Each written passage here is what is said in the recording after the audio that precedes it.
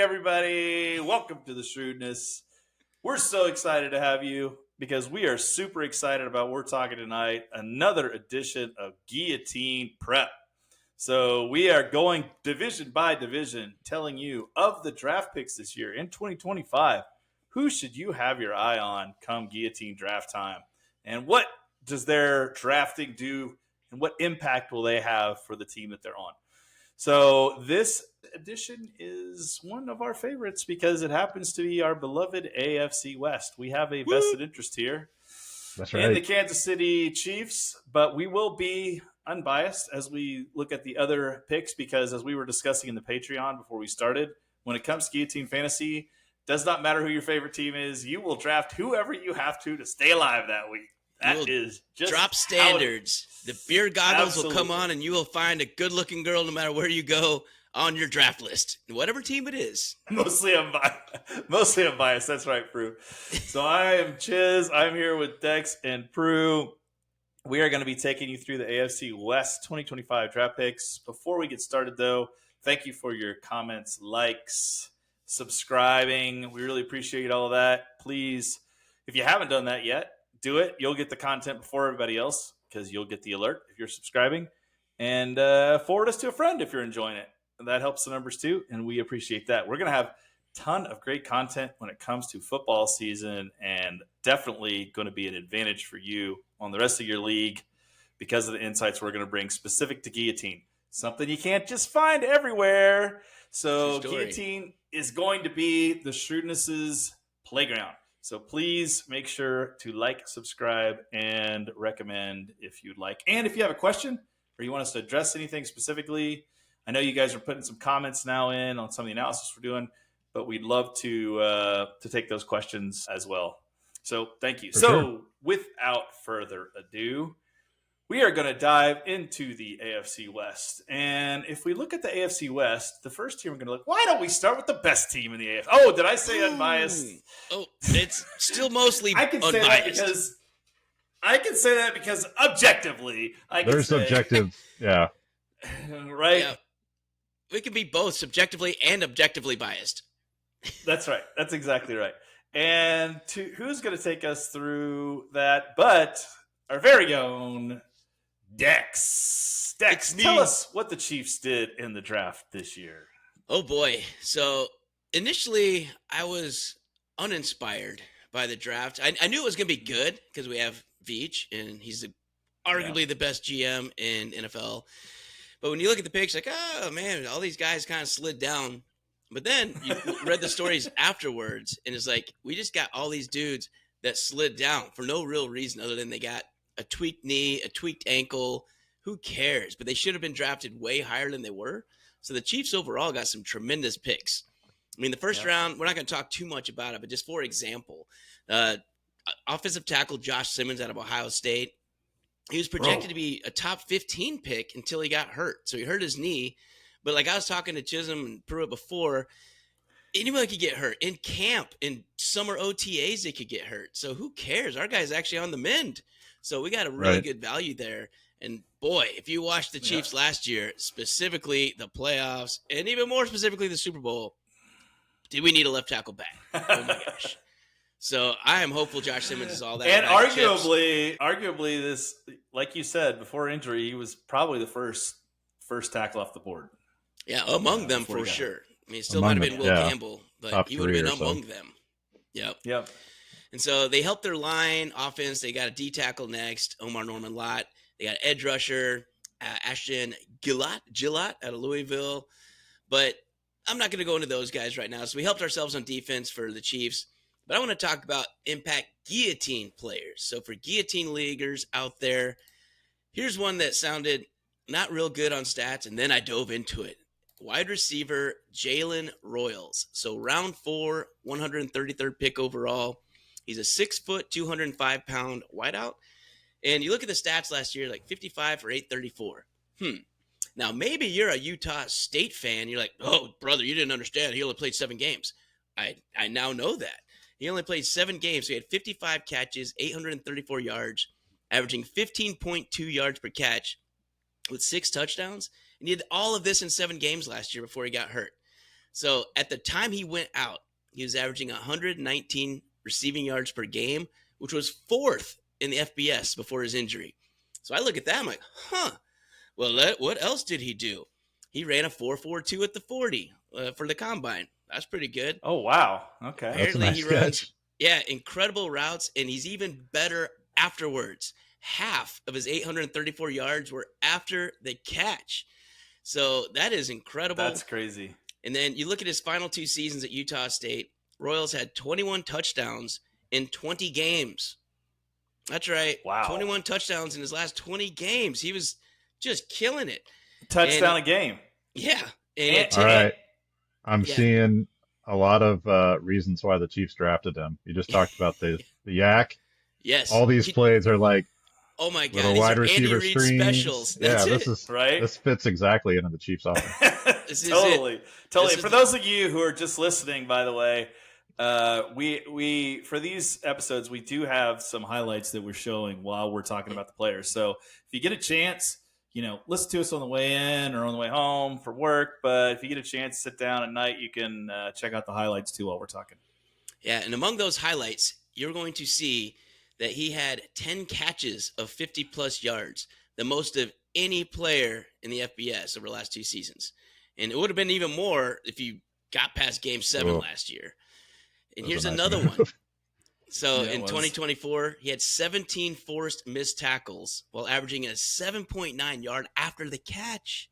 That is just incredible. So You know I'm what I looking like at this about guy. this, He's Dex, gonna be is a good. lot of these are a lot of the highlight packages. A lot of the highlights were against USC and Boise State, which were very, very good teams. Like Very good. So even though he's from a smaller conference, a lot of the numbers he put up were against top tier competition. So that's a good sign. Yeah, and here's what's this guy had to bring himself onto the scene. So he was initially a 0-star recruit coming out of Georgia high school. Just like me. Yeah, we're all on the same page. We could be here next. We're almost there. But here's what he did. So in 2023, he just broke onto the scene. He had 71 catches for 1,080 yards and 15 touchdowns. He was the only player in FBS that season with 70 catches and 15 touchdowns. I mean, this year it only happened with 3 people. Those 3 people are Travis Hunter, the Heisman winner, Nick Nash out of San Jose State, and Jeremiah Smith, a freshman out of Ohio State, who's probably a top 5 pick next year. Beast. So that's the company this dude keeps. Okay. That's crazy. And so here's the thing. I'm with you. I kind of underrated him, I would say. I know, realize all right? that. It's a little more exciting once I dove in. I'm like, God, good job, Veach. How you found another gem for us? But he's going to be joining a crowded and, frankly, one of the more talented wide receiver rooms that the Chiefs have had recently. But they're all kind of getting in trouble, too, every now and then. If we could just have no legal issues, that'd be fantastic. But Xavier Worthy, lock them Rasheed all up Rice, in the offseason. That's it. Yeah. Give them all designated drivers and whatever you need to do. Totally. Right? But Xavier Worthy, Rasheed Rice, and Hollywood Brown, those are going to be tough to break into the top 3 if they're all healthy. And that's the thing. Rasheed Rice is coming back after Pat Mahomes accidental caused injury, smoked his knee on a play. Right. And Hollywood Brown, he hardly played at all last year. It's like, Dex, I don't remember that guy playing at all. Well, he did down the stretch, and that was about it. But he was hurt all year. He got hurt in preseason, and we didn't see him again. Juju Smith-Schuster is also in the room, but I got to believe if this guy is this electric doing this many plays, he's not getting beat out by Juju. He'll probably scoot up the board on that. But anyway, Juju he's feels very like he's a exciting. little bit towards the tail end. It is. Point. Yeah. So Jalen Royals, watch him during the summer OTAs and the camps, and just see how he does. I think he's gonna break into a top 3 spot. Honestly, I think he's gonna be there either by injury or just by performance. He looks incredible. All right, so that brings us to the Chiefs' 7th round pick. And when I hear 7th round pick, it's either value or take a chance. Then you realize Isaiah Pacheco. I believe he was a 7th round pick, and he's working out pretty well. That's right. But we got running back Brashard Smith out of SMU. So 228th pick overall. He's a 5'10", 194 pounds. And last season, he had 1,332 yards with a 5.7 average. He pumped in 14 touchdowns. But what I like about this guy is he also had 39 catches last year for 327 yards and 4 touchdowns. Ah, that works And well. then with Chiefs offense. Exactly. And then another thing the Chiefs will like about this kid is that he also did a lot of work on special teams. So he had 1,977 all-purpose yards. When you add it all up, he was fourth in the country. And you're going to know these names. He was fourth behind Ashton Jeanty, Cam Scadaboo, and Omarion Hampton, who we're going to talk about, I think, our next team. So he's behind that for all-purpose yards. This dude was doing everything. So pretty excited about this guy. Quietly putting up some pretty big numbers there. And obviously the Chiefs have a little bit of an SMU pipeline now because they go with Rasheed Rice and then they went to Brashard Smith here. But what's interesting about this dude, so he played his first 3 years at Miami. He was a 4-star recruit out of high school. And then he transferred to SMU in 2024, so last year. So he's used a lot as a kick return specialist, lots of experience doing that. And he's not going to bump Pacheco, but he's inspired by him. So he ran a 4.39.40, which is really good, trailing only Vachel Tootin and Jaden Blue among running backs in this year's draft class. So he is one of the fastest backs out there. He had 19 plays of 20-plus yards this last season. Whoa. And that was quite a highlight there. Yeah. No, he delivered highlights all year. But here's another interesting part about him is he's one of those guys who started as a wide receiver. And his first 3 years, he was a wideout at Miami and probably fine, but nothing really over the top. He switched over to running back in 2024. SMU brought him in through the transfer portal. And they were watching Pacheco play and noticed that he had a lot of similarities and asked him if he'd be willing to move to running back and come to SMU. He said yes. Oh, that's cool. And the rest is history. So that's how the Chiefs have their 7th-round draft pick with Brashard Smith. So Pacheco's obviously going to be at the front. And then we have Kareem Hunt still. He's there. So I think kind of his – Kareem Hunt's at the back, he's at the back end too. I love Kareem Hunt, but he's not a guy that's going to get running backs.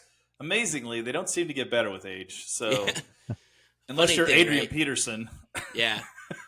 Well, he was pretty good a long time. You're right. That's a rarity though. And Emmitt Smith, everybody goes to the sunset eventually.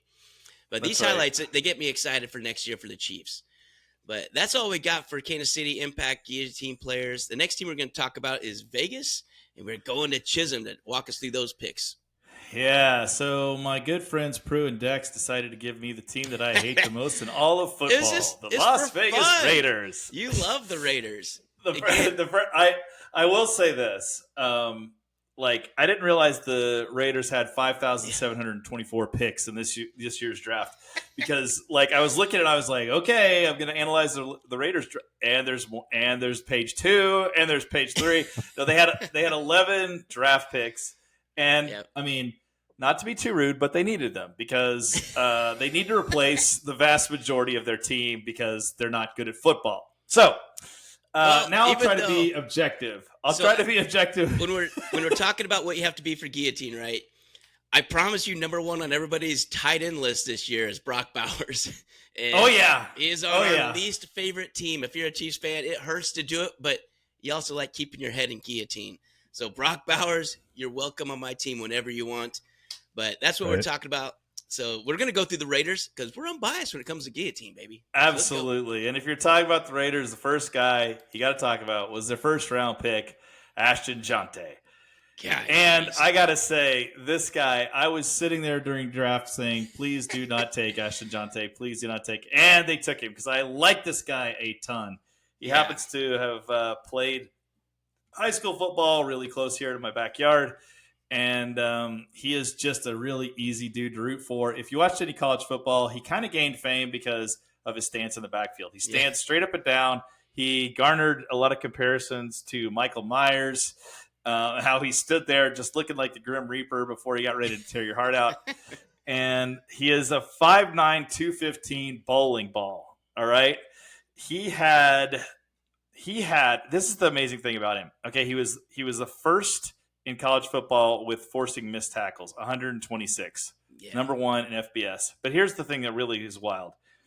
He had, after contact, 1,733 yards after contact. So that is more yards than most people had, period. Yes, period. He had that after contact.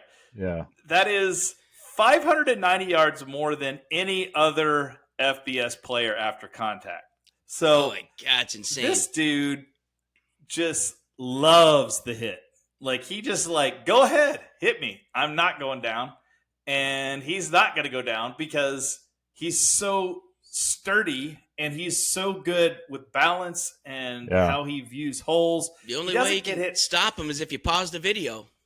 That's right. That's exactly right. That's the only way you stop him, because he's going to be running back one from day one, right? So if you're looking for a running back, I really like him as a potential mid-round pick. And I think, like, you look who else they got. They got Raheem Mostert and Zamir White. Really? Yeah, either of those inspire you? No, they don't. So he's going to come in. He's going to get the lion's share right off the bat. Like, what does Pete Carroll really like to do? Yeah. Oh, and that's the other thing. They just had a big change, right? They got a new GM. They got a new head coach. They brought in Pete Carroll, who, even though he seems like he should be 90, is really not that old. He's still got some. And listen, Pete Carroll's not the guy that they're using to. I don't think they have any illusions Pete Carroll's going to like be the guy to revive the franchise. But I do think they think Pete Carroll's the guy that's going to get the franchise back on level ground, and he's going to stabilize the franchise and get them competitive again, get them strong again in the trenches, which you could tell from some of the other picks that they had. You could see when you see him running, like, the thing that is most impressive about him is the fact that, like, it's going to take a few. He really is not tall, and he's very thick. And so he's hard to see behind the line. Yeah. He's hard to find. And then once you find him, you better get everything around him, because he's going to bounce right off of you and you're going to feel foolish. Good speed, also an incredible teammate from all accounts. People just love having him on the team. So our loss is the Raiders' gain for sure. And if you're in Guillotine Fantasy, you definitely want to have this guy on your radar, because he's not a guy that I see splitting a lot of carries. He's not that kind of guy. He's a guy that's a grinder. He wants the ball a lot, and he gets better as the game goes on. Mostert's not going to take those carries from him, nor is Zamir White. Unless it's just, I'm tired and we're already up 20 or we're down 20. That's I can't see him coming off the field any other reason. That's right. He's going to be amazing to watch. And I mean, honestly, a really good pick for the Raiders. I think unusually they took a pick that usually the Raiders take somebody that everybody goes, huh? Why did you take him with the first round pick? But everyone was like kind of hoping that they would let him drop, and they made the smart pick and they got him. And I think they're going to benefit for quite a while with him, because he's the kind of back that does well in the NFL. So that's Ashton Jeanty. If you look at who they got after that, in the second round, they weren't done from an offensive standpoint. They went and got a guy out of TCU who is a wide receiver. And remember, they have a quarterback now, a new quarterback, Geno Smith. Geno Smith is a guy who is, when you say replacement level quarterback, that's pretty much Geno Smith. Like, it's not bad. It's not bad. It's just right in the middle. He's right in the middle, right? So he's going to need some weapons around him to make him great. They went out to get this guy, Jack Beck. He's got a really, actually super sad backstory. His brother died in the New Orleans attack on New Year's Day, I mean. And so he's a guy, going to be a guy everyone wants to root for sure. The thing about him is he's going into, they don't have a super loaded wide receiver room. They have Jacoby Myers, Trey Tucker. He's probably going to be competing for that third position. I think he's got it locked up as long as he doesn't trip on himself. I think you're right. And they see him being a slot guy. Mm-hmm. And, he's a big enough guy, 6'2", 215. He had 9 touchdowns at TCU last year, 16.7 yards per catch, over 1,000 yards receiving. He's only the 5th player in TCU history with 1,000 yards. So the guy definitely is prolific, and you can see from these highlights, he's not like a burner, but he's a really good, like, I could see him being a really good asset in that third, that slot receiver. Yeah, he looks hard to get down. What'd you say his weight is? So he's 215. He looks pretty thick. Yeah. Yeah. So it reminds me what you were talking about last week, Pruitt, with Houston when they got Jaden Higgins. So they're going to use that power slot. This is exact That's same exactly height right. and weight. And I think that might be kind of a new trend where the NFL is going, is putting just bigger dudes in the middle against these nickel and dime corners. Yep. Just go and take up space and run through them, because you can run through a 5'10" corner when you're 6'2", 215. And That's right. I think Absolutely. he could have a big role. I mean, again, guillotine-wise, he's not going to be the one scoring a crap load of touchdowns sure. most likely. But is he one that's going to move the chains and get you some, 5 for 50? I can see that. I can see that happening pretty easily with this guy. The other thing is you got to remember that the Raiders have the best tight end arguably in the game right now. So That's right. That's going to take a lot of attention as well from defenses. So they're all of a sudden they have quite a few weapons on the offensive side of the ball for sure. Yep. Yeah. So that's Jack Beck. I will say that after that they did finally, one of the things that they talked about was they have not had a good line for a while. It was a need. They took it in round 3 and two a guard and an offensive tackle. I will say I was not overwhelmed by these picks. I felt like they were reaches. They're probably depth guys. Matter of fact, one of them I wasn't even whelmed by. That's how much of a reach I felt like it was. So I think that they have not really hit on the line pick. So that's still probably going to be an area of concern for them, which keep in mind when you're drafting Jeanty, they don't have like a super power line. I think he's a guy that's going to succeed regardless, but they didn't really do what I thought they needed to do. Sounds like Jeanty's season, all his yards are going to be after contact again in Yeah. the backfield. Right. They're like, exactly right. We need a guy that can bounce off tacklers because we're not You're going to need it. we're not going to be opening any holes for him.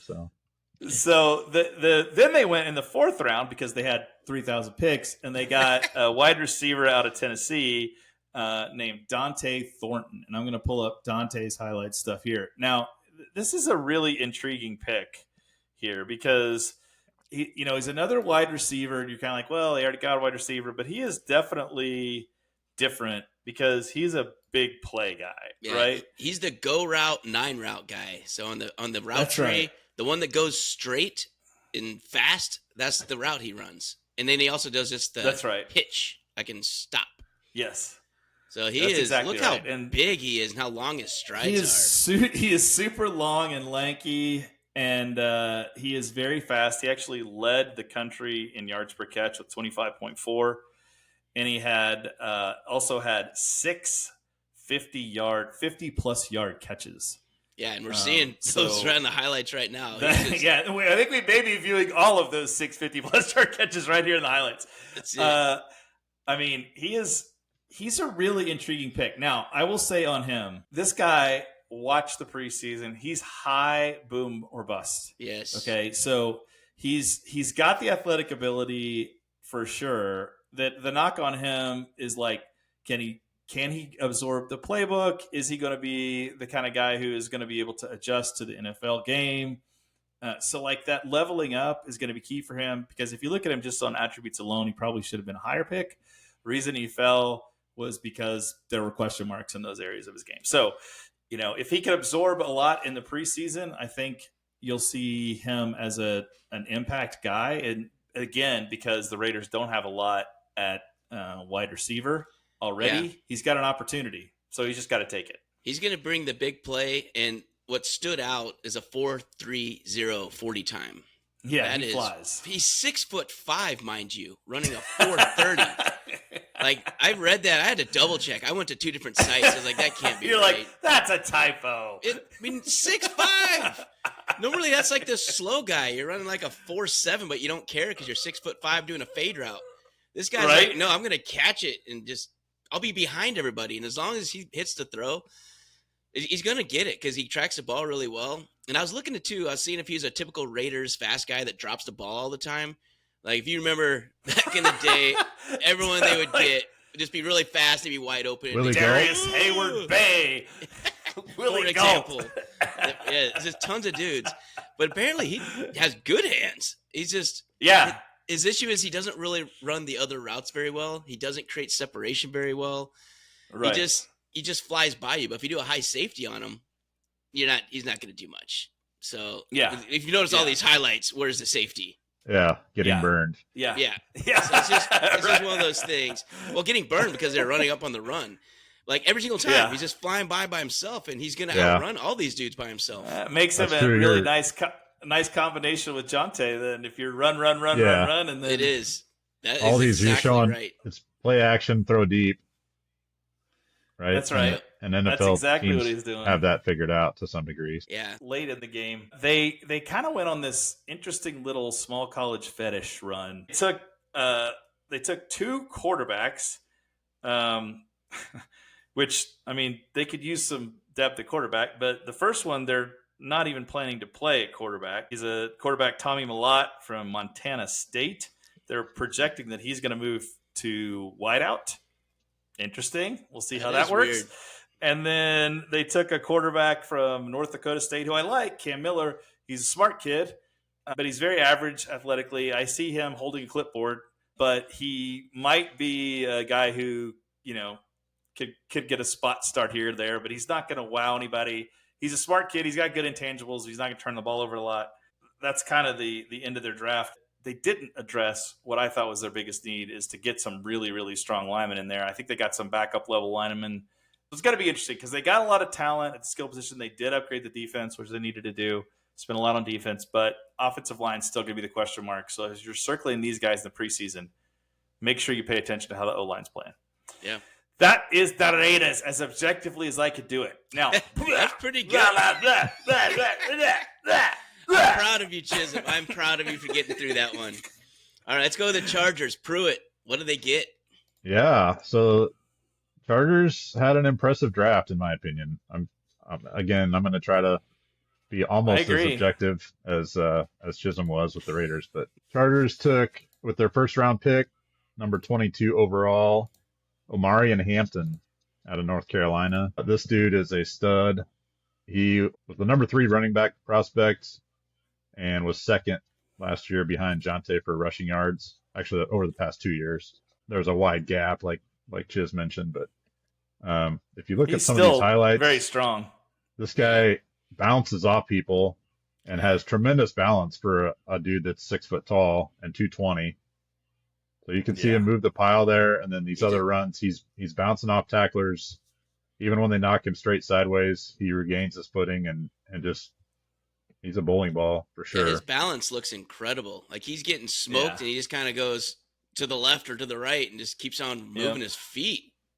So what's super impressive about him is that he and Najee Harris in a Chargers team that's gonna, that likes to run the ball.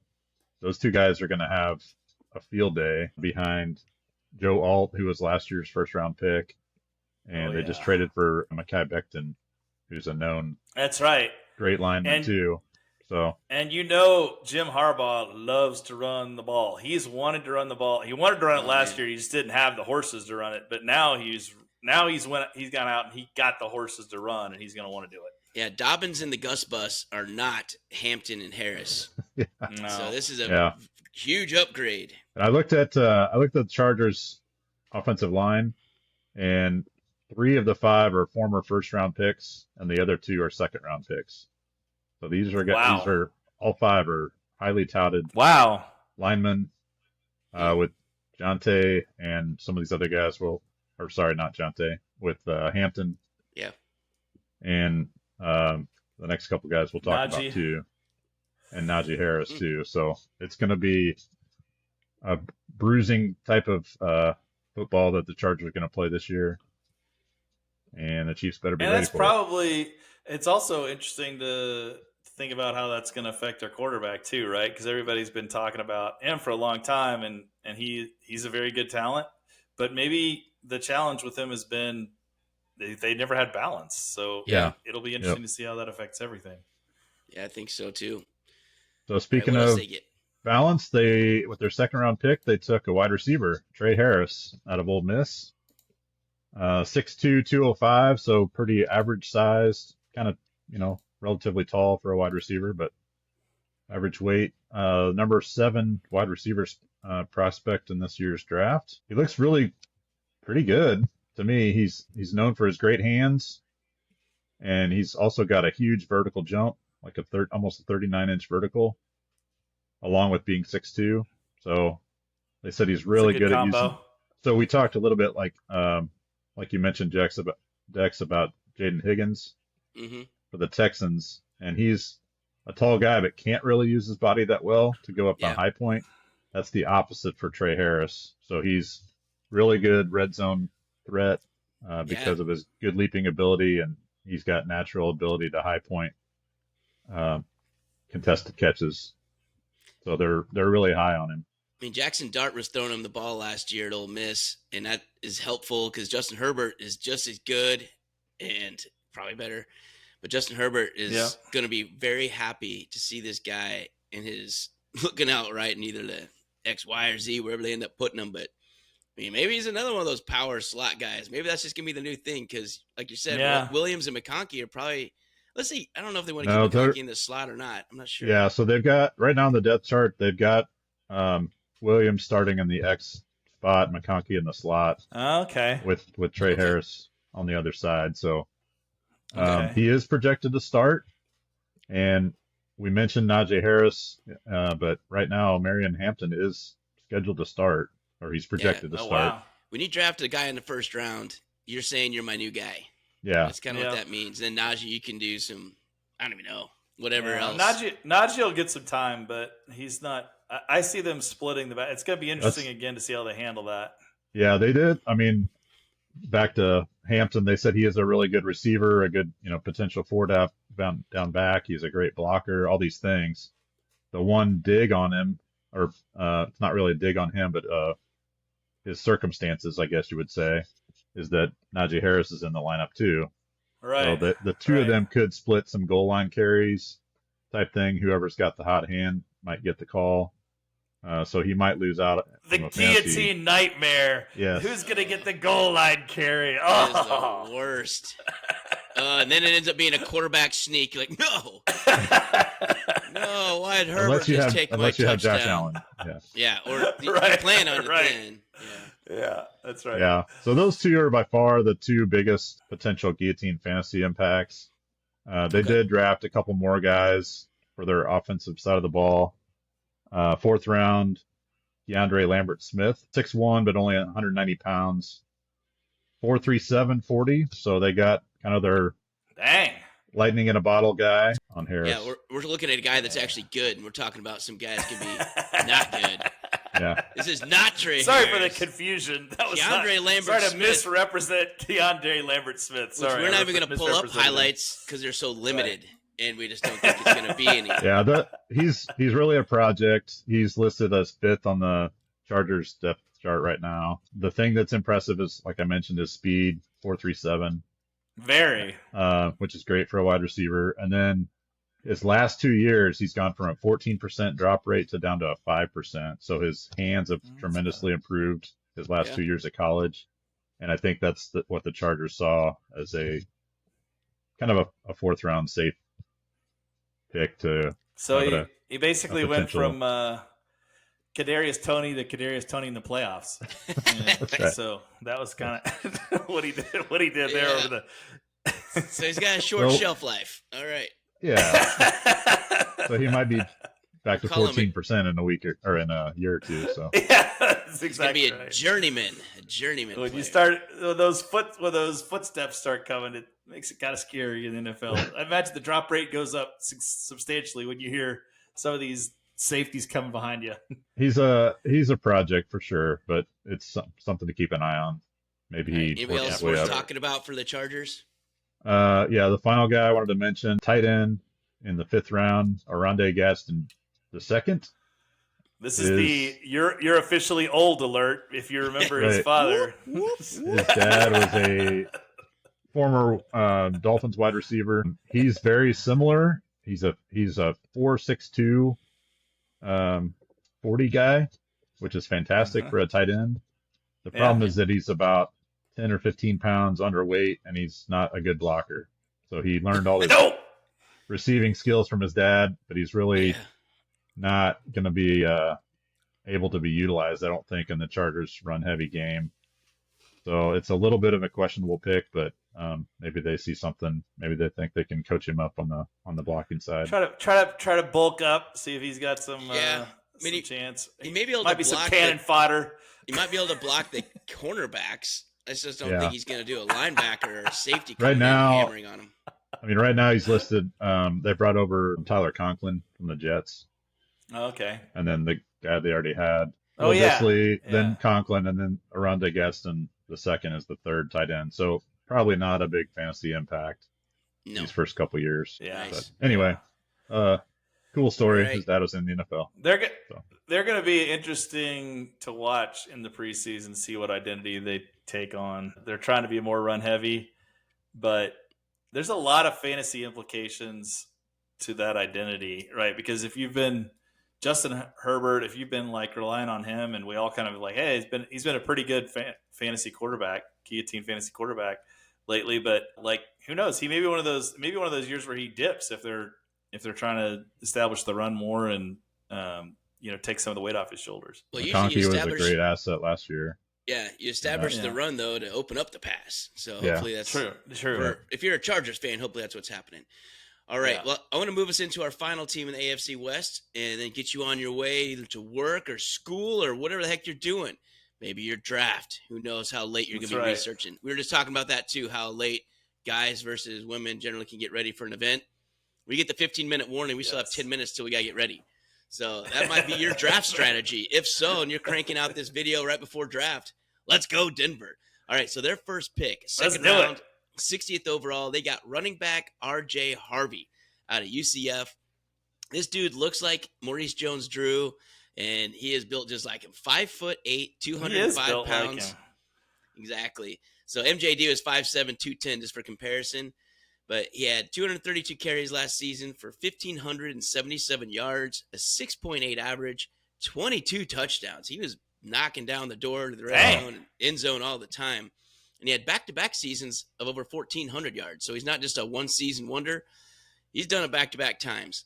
So he's a former high school quarterback, and according to himself, he's like, that really helped me understand the game better and know what the defense is doing. So, and that seems to be kind of how he plays. He reads the holes really well.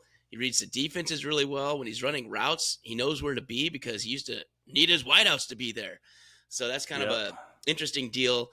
I really don't think he's going to be pushed by anyone. And I know we talked about this last year for our Guillotine listeners, if you remember, but he's going to have to beat out Audric Estime. I think that was one of our Golden Domers. I think. Isn't that where he's from? I'm always pulling for Audric Estime. That's right. But I think R.J. Harvey's going to roll right past him. And then Tyler Batty and Jaleel McLaughlin are the others in the room. I don't see them as threats at all because Javonte Williams signed with Dallas in the offseason, so their main guy is gone. So I think that backfield's wide open. Yes. It And really is. especially in Denver with Sean Payton. I mean, let's look at some of his past running backs. I mean, Darren Sproles, Alvin Kamara, Reggie Bush. If you have a good guy who can catch the ball in the backfield for a Sean Payton offense, and Bo Nix likes dumping it too. So I think he's a really, really – he's one to definitely keep an eyeball on. He could eventually be maybe a first-round or second-round pick for this year's Guillotine League. The thing I like about him the most that's going to probably keep him in the lineup is he only lost one fumble last year. So 252 touches, one fumble. That's it. And that's what coaches want. Just do not turn the ball over and get to the sideline if you need to. Be smart with it. He's explosive. So when we're looking at these highlights, when you see R.J. Harvey running, he was second in FBS only to Jeanty. So number of 10-plus rushes last year, he had 54. 54 times he went 10-plus, and 32 times he was 15-plus. So he can get around the corner. He can break it away. I think he's a pretty exciting player. So absolutely sucks to tackle guys like this. It's just like why did all these guys have to go to the AFC West? Our division, man? yeah, right. I know. This is like it's like tackling just a bunch of knees and elbows. It is. I mean, it's like they're just so compact and like such a little brick that it's really hard to get a hold of anything. And you can see in these highlights, like you really got to square guys like this up really hard, get both arms around them. But what I've noticed in these highlights for R.J. Harvey is he can hide behind the line. When you're 5'8" behind 6'6" dudes, like look at these right here. He just hides right behind the left guard, pulling, and then there he goes. He pops through the green and off to the end zone he goes. So I think he's going to be a great Gio pick this year. Yeah, I like him. Next pick they got. So if you want to queue up Pat Bryant. So wide receiver Pat Bryant, they took in the 3rd round, 74 overall from Illinois. ILLINI. Illinois. Yep. So 6'2", 204 pounds. And he had 54 catches for 984 last year, 10 touchdowns. That was a school record. He tied it. And he had a very, very solid 18.2 yards per catch. So if we get to a Michigan State highlight, I was actually at that game last year. It's pretty fun. And that game, he had 4 catches for 135 yards, including a 57-yarder. So he's someone that can get down the field, high point the ball. He's pretty solid. Sean Payton, he comps him to Michael Thomas. Now, we're talking about the uninjured Michael Thomas version, but that is something that is pretty cool. And I just don't know. So my main beef with this guy is he's slow. He's a 4.61 40 time for a wideout. And while we said that's pretty good for a tight end, it was the 2nd slowest among all 39 wideouts at the combine. Wow. I mean, he got 38th. I mean, that's not real good at 39. But the thing is, and what they like about him is he can win contested throws. He's physical. And he's basically going to be – it's Cortland Sutton's number 1, and then you got Mims and Franklin are your 2-3, and this guy's going to come in usually on the 4 wideout sets, and with Devon Vele, I think, and they're going to be the muscle in the middle, the tall guys in the end zone. That's what I think he's going to do. So I don't know. I think if he's a 3rd-round pick, they clearly think highly of him, so 74th overall, and he makes plays. I mean, good Lord, this dude makes big plays. You don't get 18.2 just by stopping when you get touched. So I think Pat Bryant – and that it kind of means more that he got that many yards after the catch for being so slow because he wasn't running away from anybody. Let's put it that way. That's right. But here's an interesting one. The last one I'm not going to talk about much. So tight end Caleb Lohner out of Utah. I mean, he's an offensive player, which is why I'm even mentioning him. But he's really a basketball guy who played 4 years of college basketball, 2 at BYU, 2 at Baylor. Then he played a few games with Utah. And for football, here's his career football in college. 4 catches for 4 touchdowns. I mean, I guess you're looking at efficiency right there. But he's 6'6", 250 pounds. He looks like a big power forward because that's what he is. And he's a project. No other way to put that. So he is not fantasy relevant whatsoever. Maybe I mean, the question I have about the question I have about Caleb Lohner is he a team player? Sounds like he's not really. He seems like he's more, I don't know. There's something about him that feels just like he'd be isolated to himself more. You know, lone wolf. I don't know. If you will. I don't know what it would be. Yeah. All right. So, gentlemen. Hey, dad jokes. That's it. That's what we got. We're full of those. I'm slow on the uptake here. That's going to wrap up our AFC West Impact rookies to help you out in Guillotine Fantasy Football this year. And my God, that was the latest, slowest drums ever. Way to go, Prue. Better late than never on these things. That'll edit right out. I don't know. Right. I'm going to keep it in out of principle.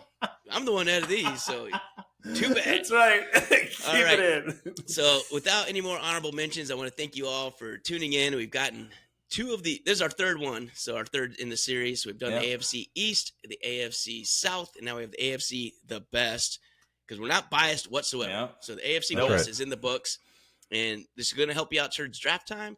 So listen to it now. Go ahead and bookmark next week. Yeah. AFC North. So if you're an AFC North fan, check it out. Or if you're just a fantasy fan. Yeah, so Tommy, we got you next week for your Bengals. We'll see what they got for you. So thank you very much for listening. Like, follow, subscribe. We will see you in 1 week with the AFC North. In the meantime, stay shrewd.